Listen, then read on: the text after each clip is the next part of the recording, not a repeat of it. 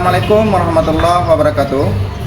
Perkenalkan, nama saya Hafifuddin, guru fikih di Madrasah Sanawiyah Swasta Al-Amin Sampean, sekaligus mahasiswa PPG dalam jabatan D1 tahun 2025 di LPTK Institut Agama Islam Negeri Palangkaraya dengan NIM 254267303114. Pada kesempatan hari ini, Senin 12 Mei 2025, saya akan mempraktekkan pembelajaran fikih dengan materi sholat jamaah sebagai syarat untuk mengikuti PPG dalam jabatan tahun 2025.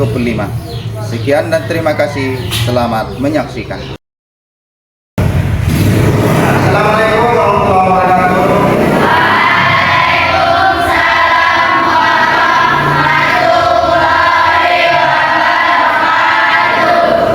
Ya, apa kabar anak-anak? Kita semua sehat-sehat semua. Ya, di pertemuan kali ini Ustaz mau memberikan motivasi. Ya, sebelum kita mulai pelajaran, mari kita berdoa seperti biasa. Tolong keduanya pimpin doa kita. Sebelum kita belajar, mari kita berdoa. Berdoa yang mulai.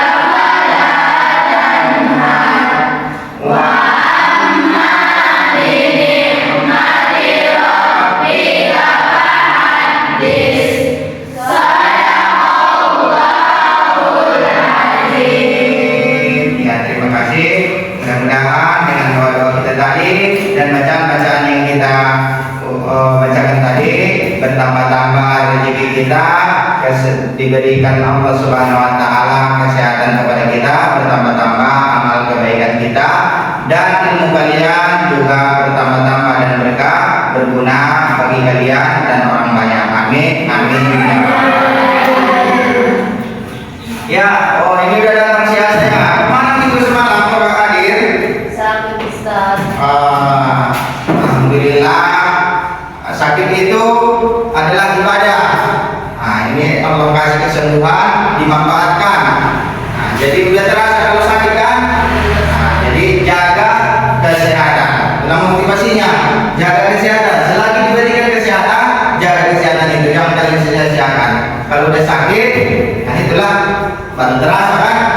Berapa betapa berharganya kesehatan itu. Makanya ada istilah sehat itu mahal. Jaga kesehatan. Oke. Sebelum kita mulai pelajaran, ya Ustaz mau berikan semangat. Kalau Ustaz bilang semangat pagi, bilang semangat, semangat, semangat. Bisa? Oke. Coba semangat pagi. Sekali lagi, semangat pagi. Ya, terima kasih teman-teman.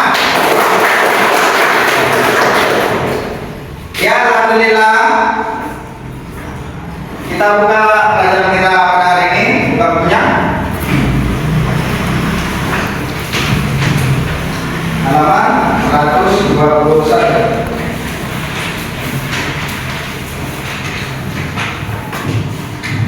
Oke, masalah sholat jamaah, itulah materi kita pada hari ini. Ya, bismillahirrahmanirrahim. Hamdan rasulillah wassalatu wassalamu ala rasulillah. Allahumma shalli ala sayyidina Muhammad wa ala ali sayyidina Muhammad.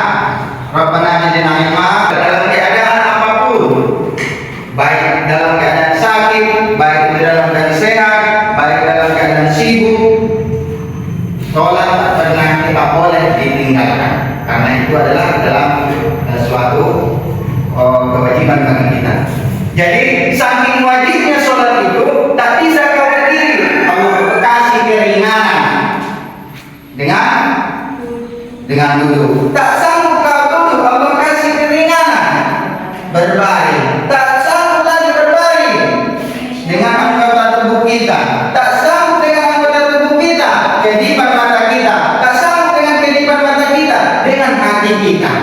Jadi nggak ada alasan, apapun sholat itu wajib. Oke, karena saking wajibnya Allah tidak membenarkan kok. Allah kasih tugas kepada kita, Allah kasih kewajiban kepada kita, tetapi Allah tidak memberikan kepada kita kesusahan. Dalam keadaan apapun kita, Allah kasih juga keringanan. Allah kasih keringanan juga sih sama kita. Walaupun kita diwajibkan mengerjakan sesuatu, dan Allah kasih keringanan. Seperti sholat adalah wajib, jadi Allah berikan keringanan untuk melaksanakan sholat itu. Tak bisa berdiri, duduk tak bisa duduk, berbalik. Tak bisa berbalik dengan anggota tubuh. Tak bisa dengan anggota tubuh, dengan kedipan mata. Tak bisa dengan kedipan mata, hati kita. Jadi tidak ada alasan kita lagi untuk meninggalkan sholat. Jadi kalau dibilang Ustaz saya lagi sibuk, nggak ada alasan. Ustaz saya lagi sakit, nggak ada alasan. Jadi Ustaz ada ketentuan masalah sholat. Saking banyaknya orang ngasih alasan. Wih, sibuk kali saya Ustaz. Saya tak sempat saya Ustaz. Jadi Allah kasih keringanan itu. Bagaimana cara Allah memberikan keringanannya? Karena kesibukan kita bermacam-macam. Ada yang sakit, ada yang sibuk, banyak pekerjaannya, banyak aktivitasnya. Jadi karena saking banyaknya aktivitas kita, kesibukan kita, jadi masalah sholat itu kadang lalai, kadang malas, kadang tertinggal. Jadi Allah tidak ada alasan untuk tidak mengerjakan sholat. Oleh sebab itu, pada kesempatan kali ini, supaya kita tidak meninggalkan lagi yang namanya sholat, kita pelajari yang namanya rukhsah atau keringanan. Banyak keringanan yang Allah berikan. Pada kesempatan itu, contohnya ada sholat itu, keringanan itu masalah sholat di dalam kendaraan. Ada lagi sholat di dalam perjalanan. Bagaimana itu Ustaz cara melaksanakannya? Bagaimana cara sholat Ustaz di dalam kendaraan? Bagaimana cara Ustaz sholat di dalam perjalanan? Itu yang mau kita pelajari pada hari ini. Oke, Ustaz bertanya, ada yang pernah ingin berperjalanan jauh? Kemana? Ke Jakarta. Wih, enak kali ya. Ustaz tak pernah ke Jakarta. Dia udah pernah. Siapa lagi? Ada yang pernah lagi lebih daripada Jakarta ataupun sebandingnya? Nggak pernah, di sini aja. Itulah kawan kita ini masih diberikan kesempatannya. Mudah-mudahan kita diberikan rezeki oleh Allah biar bisa kayak yang dirasakan oleh kawan kita ini. Jadi selama di dalam perjalanan, apa yang Anda rasakan? Jakarta. Maksudnya masalah sholat ini apa kendalanya? Naik bus atau pesawat? Pesawat. Apalagi pesawat kali ini kan, maksudnya pertanyaan di dalam hati, kayak mana sholatku ini? Kalau bus kayak mana ini? Yalah kalau mau mobil pribadi kan bisa kita enak-enak kapan berhentinya. Kalau bus nggak terjangkau, nggak pasti berhentinya kapan, nggak mungkin setiap waktu untuk melaksanakan sholat itu bisa berhenti. Nah, pesawat pun begitu juga, nggak mungkin dapat waktu nanti berhenti kita. Nah, jadi pada kesempatan kali ini beruntunglah bagi kalian yang Allah berikan kesehatan, Allah berikan kesempatan untuk hadir pada hari ini karena pelajaran kita ini sangat penting. Yakin Ustaz ini muka-muka orang yang bahagia nanti ini, ya orang-orang sukses.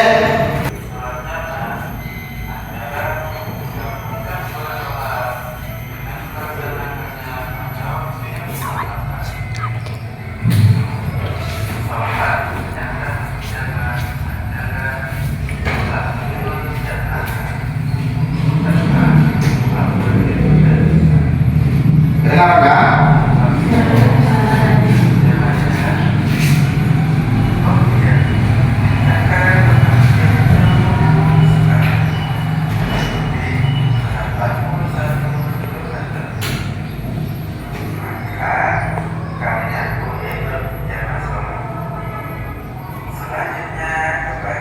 sholat jamaah dibagi dua, yaitu sholat jamaah takdim dan takbir. Anak-anak, ada yang tahu nggak apa sholat jamaah takdim itu? Perhatikan videonya.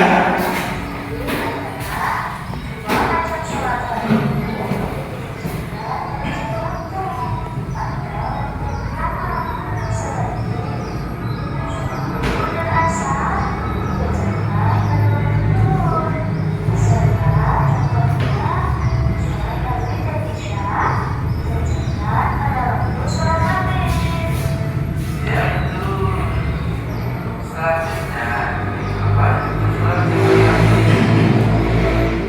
Sholat jamaah akhir adalah menggabungkan beberapa sholat fardu yang dikerjakan dalam waktu pada waktu terakhir, seperti sholat zuhur asar dikerjakan pada waktu asar, serta sholat maghrib dan isya yang dikerjakan pada waktu sholat isya. Betul sekali. Selanjutnya, sholat jamaah takdim adalah nomor satu tertib. Maksudnya mendahulukan sholat zuhur, kemudian sholat asar, dan mendahulukan sholat maghrib, kemudian isya. Yang kedua, sholat jamaah Menjadi satu. Saya ulangi. Jawab adalah menggabung Menggabungkan dua sholat fardu menjadi satu. ya, dua sholat fardu dijadikan menjadi satu. Mana-mana Ustaz sholat yang boleh dijamak? Mana-mana Ustaz sholat yang boleh digabungkan? Nah, sholat yang boleh digabungkan zuhur dengan asar, maghrib dengan isya. Jadi subuh kan Ustaz? Subuh seperti biasa, nggak ada apa, nggak ada kawannya. Ustaz ulangi lagi. Sholat yang boleh dijamak, sholat yang boleh digabung, zuhur dengan asar, maghrib dengan isya. Kemudian persyaratan Ustaz, persyaratannya supaya kita boleh menjamak. Satu, harus di dalam perjalanan. Kita harus di dalam perjalanannya. Tidak boleh kalau di rumah, tidak boleh kita menjamak. Harus di dalam perjalanan. Yang kedua, Ustaz, perjalanannya itu berapa jauh Ustaz? Berapa jauhnya? Berapa jarak tempuh kejauhannya minimal? 81 atau 81 atau 80 sampai 84 km. Perkiraan dingin lah. Kalau di bawahnya itu belum boleh untuk melaksanakan sholat jamaah. Paling sedikitnya 81 km. Itulah syarat untuk menjamak. Oke, kita berikan lagi contohnya, ya biar mudah ke.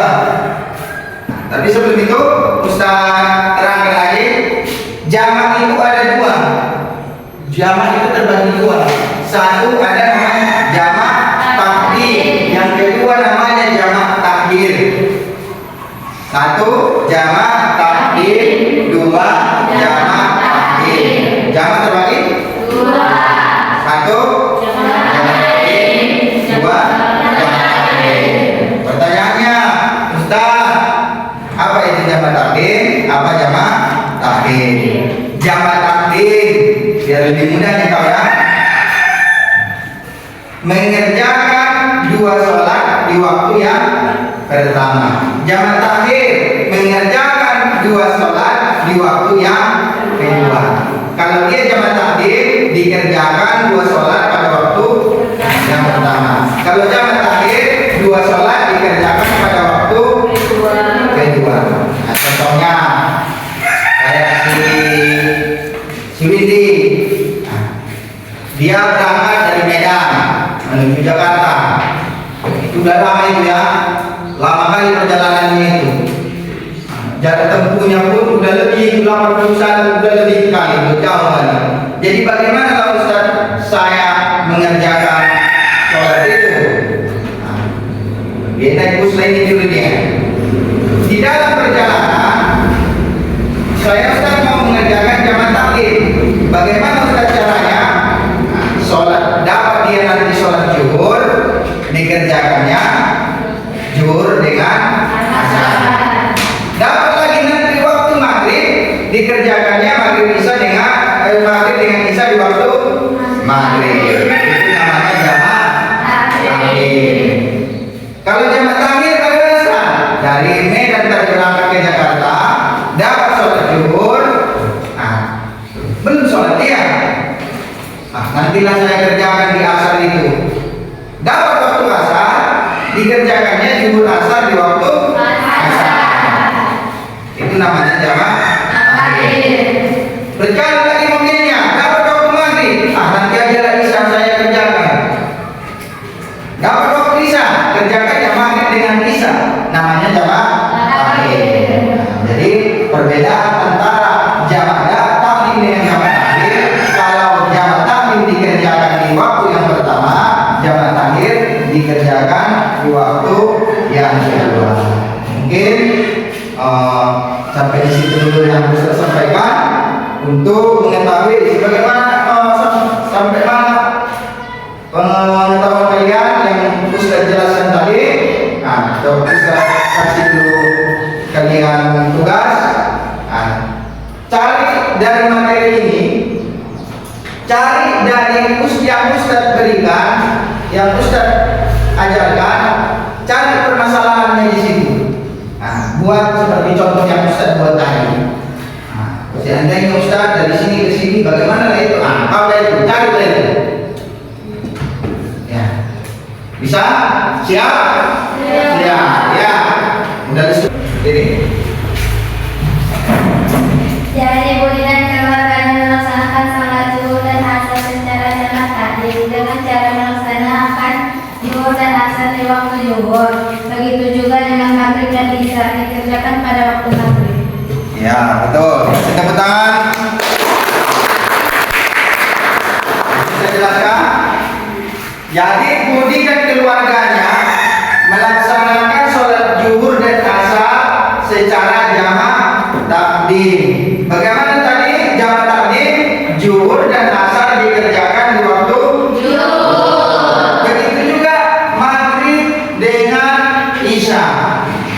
Sholat maghrib dan isya dikerjakan di waktu maghrib. Itulah namanya sholat jamaah taklim. Jadi Budi dan keluarganya di dalam perjalanan tadi kendalanya apa? Cara sholatnya kan? Macam. Jadi bagaimana Ustaz cara si Budi dan keluarganya ini melaksanakan sholat di dalam perjalanan? Mereka melaksanakan sholat secara jamaah taklim. Oke. Ya. Untuk lebih pahamnya lagi,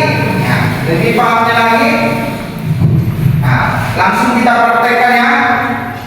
Karena materi aja mungkin kita tidak paham atau kurang paham, kita praktekkan langsung. Bagaimana cara melaksanakan sholat jamaah? Oke. Kita melaksanakan sholat zuhur asar secara jamaah. Ya, secara jamaahnya, baik itu nanti jamaah taklim, baik itu jamaah takhir, pelaksanaannya sama. Jadi kalau jamaah itu cara melaksanakan jamaah, zuhur dikerjakan 4 rakaat, asar dikerjakan 4 rakaat, tanpa ada nanti jeda. Ya, tanpa ada nanti jeda. Siap sholat zuhur 4 rakaat, kerjakan lagi asar 4 rakaat. Ya, kita mulai. Bismillahirrahmanirrahim.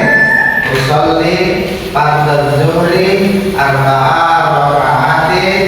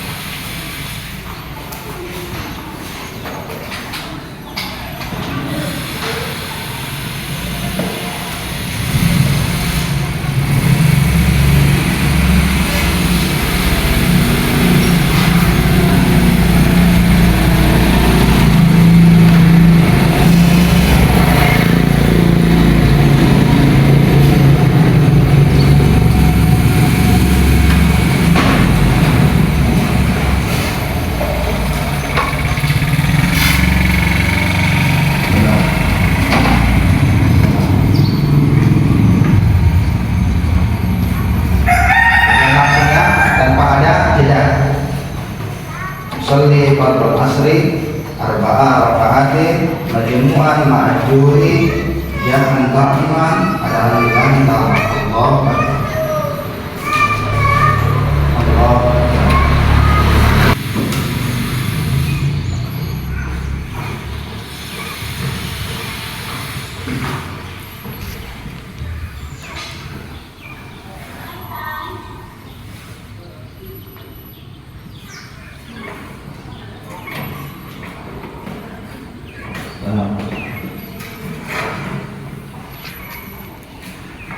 Begitulah cara praktek melakukan sholat jamaah takdim.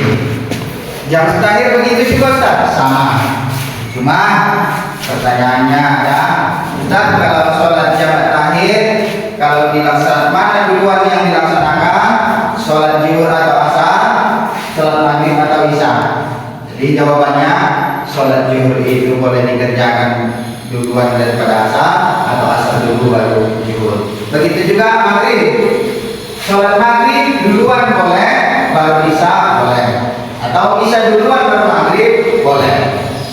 Itulah kalau jamaah takhir. Tapi kalau dia jamaah takdim tidak boleh dibalik. Harus berurutan sesuai dengan materi video yang kita pertama yang kita tonton terakhir.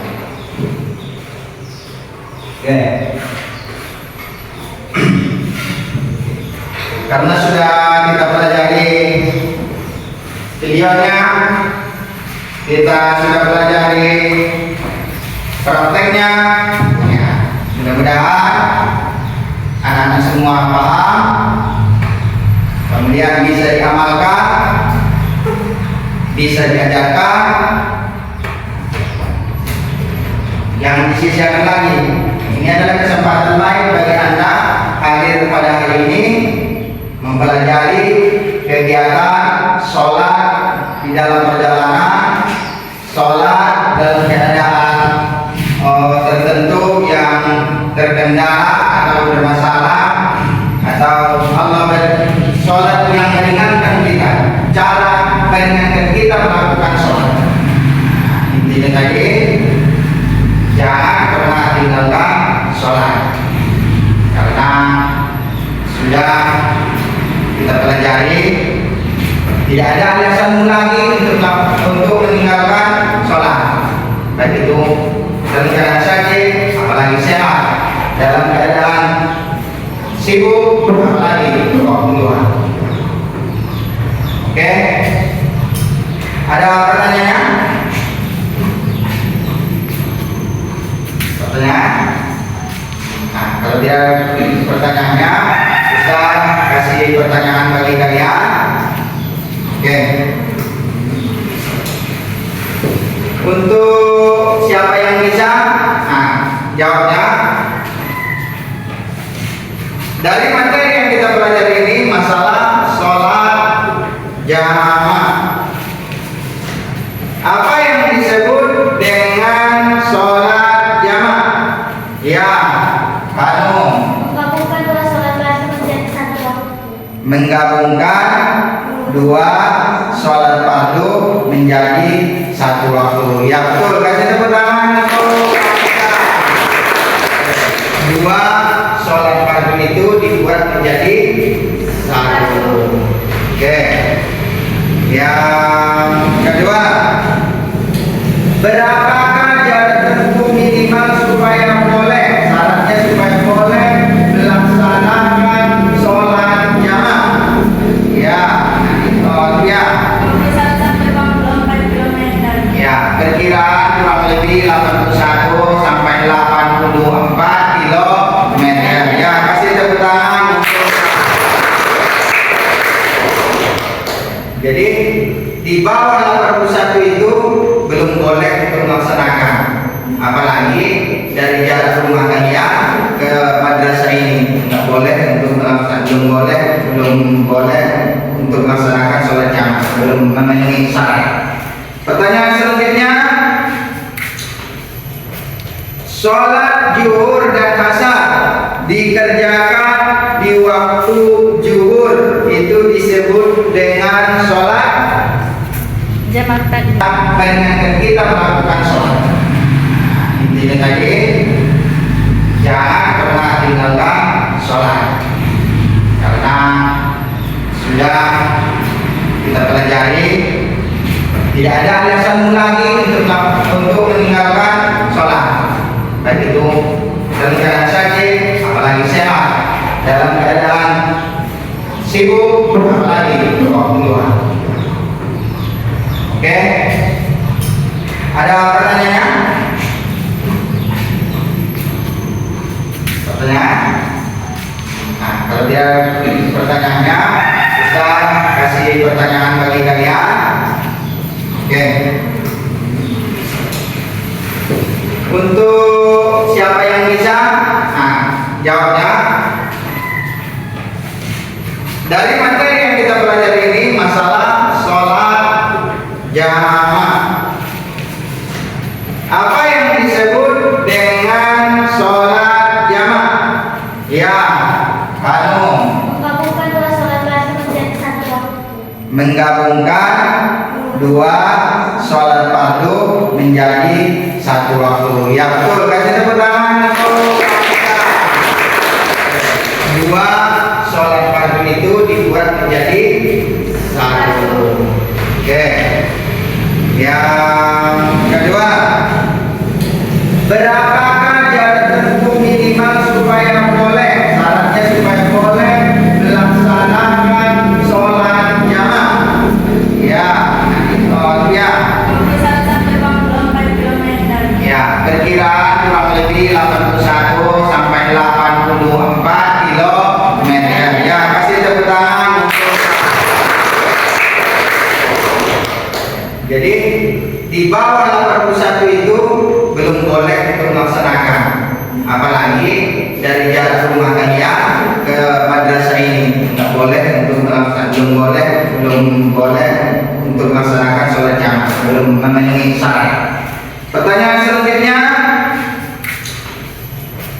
sholat zuhur dan asar dikerjakan di waktu zuhur itu disebut dengan sholat. Jamak takdim. Ulangi, jamak. Jamak takdim. Iya, jamak takdim. Kasih tepuk tangan untuk kawan kita. Oke. Kita kasih lagi pertanyaan. Siapa yang bisa? Jamak terbagi. Siapa namanya? Jamak takdim. Siapa namanya? Oh, Windy.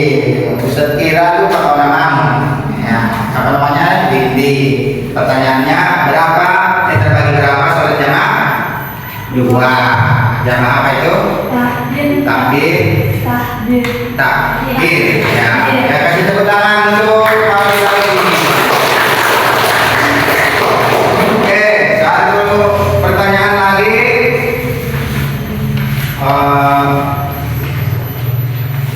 Jamak takdim ialah jamak takdim.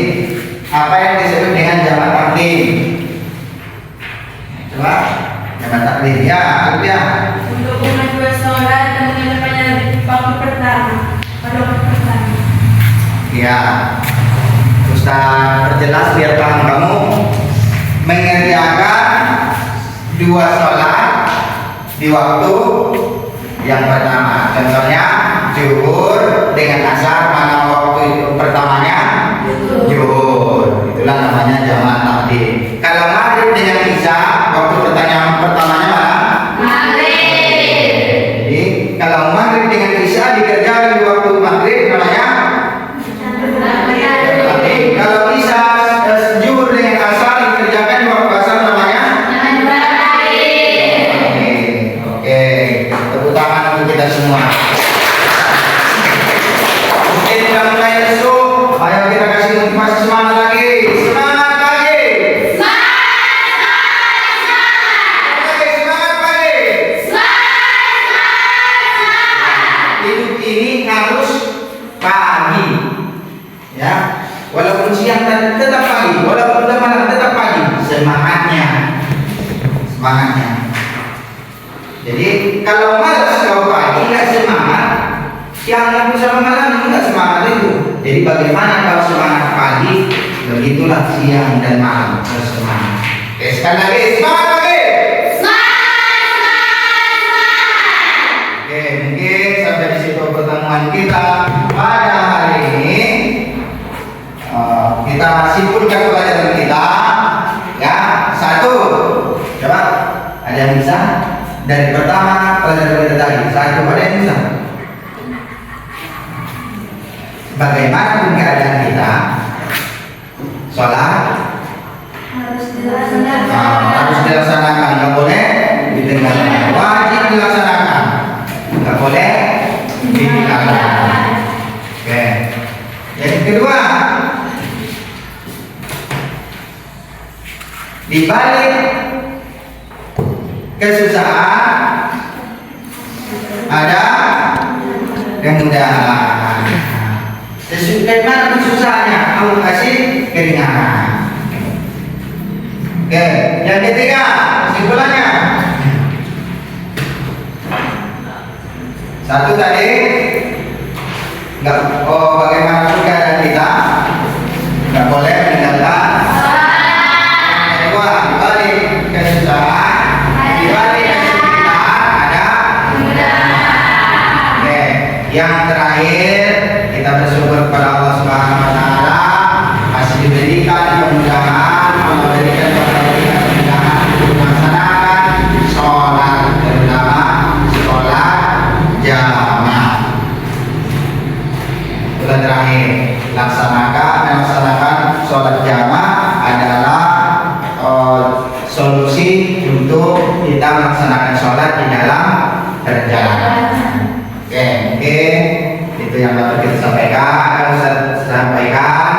Terakhir, mudah-mudahan kita diberikan oleh Allah Subhanahu wa taala kesehatan, diberikan kalian kesuksesan, dan Allah lapangkan rezeki orang tua kalian. Untuk menutup pertemuan kita pada hari ini, ya, mari kita sama-sama berdoa dengan mengucapkan hamdalah.